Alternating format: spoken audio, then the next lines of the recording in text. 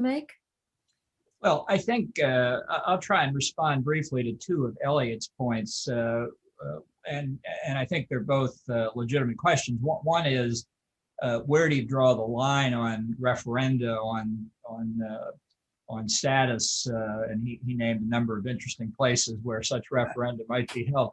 I just off the top of my head can't think of any reason to hold a referendum in any of them now or in the future. So why the Western Sahara? Because in 1991, we were confronted with a situation that arose in the aftermath of the First Gulf War, where after nearly 16 years of trying, the UN Secretary General had finally gotten the parties to agree on what to do with the Western Sahara. And the Moroccans agreed to it. Let's be clear here.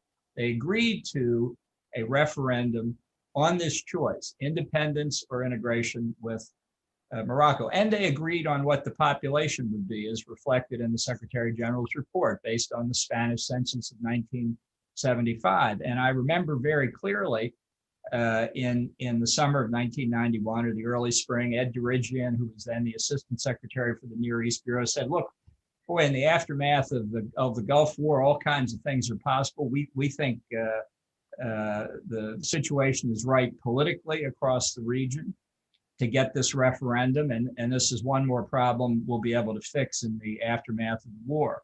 So I was just in the mode then of cranking out UN Security Council resolutions. We put this peacekeeping force together. We figured, how hard can this be? The voting population, as I recall, was somewhere between 75 and 80,000. I mean, really, honest to God, how hard can it be to have a referendum on that basis? And we had all the parties agreeing to it. This is the new UN, right? Everything's going to be great. And by the fall of 1991, Morocco had driven us into a ditch because they had decided they didn't want the referendum.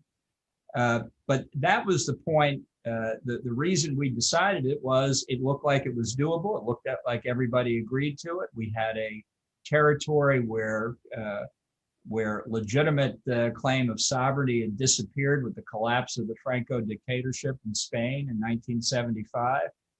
And now we were going to have an answer and resolve a conflict. Why did we therefore support the referendum? Because it made sense in that context.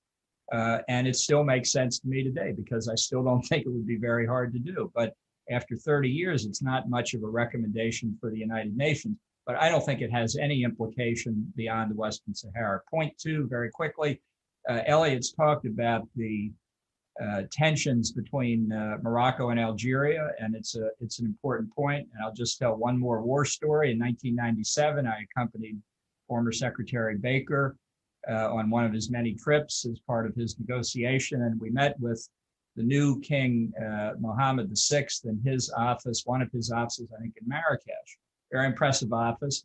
Behind his desk was a map of Morocco, in one of those map cases where you can close the doors, but the doors were open.